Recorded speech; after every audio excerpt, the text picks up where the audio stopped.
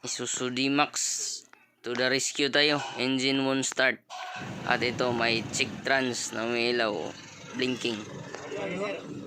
Walang check engine light. So ayan po. Start daw eh. Nako, walang reaction. Nag-park lang at binalikan. Ayaw na mag-start. So scan natin. Module, programming error o throttle. Sa transmission control module lang yung mabasa. May trouble pa. Sa engine, ayaw mag-connect. So yan, no communication. Nako po, mukhang malala. Hindi man makommunicate. Dito, sinimula natin mag-check ng mga fuse sa ECM at sa engine. At saka itong relay.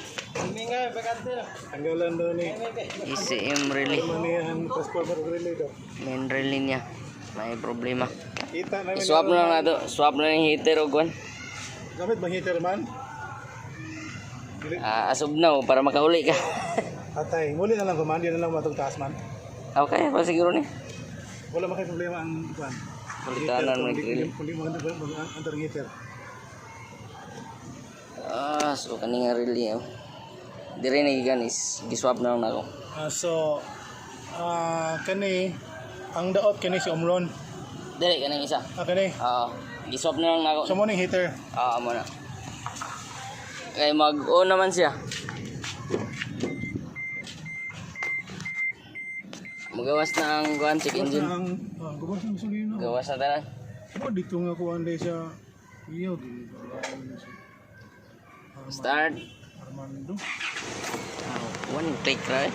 Bila Armando. Start. Wala na trouble. Nakay relay nga nindot.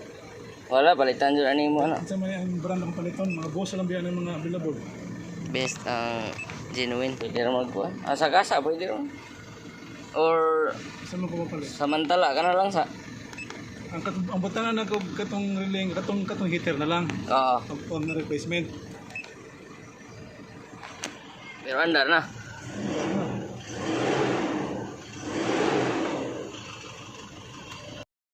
Ay, andar juga yun.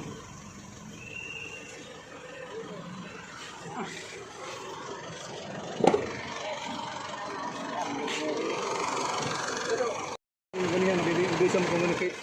Oh, basa naman. Picture, okay, atong ito. So, kani nga relay ang problema. ECM main relay.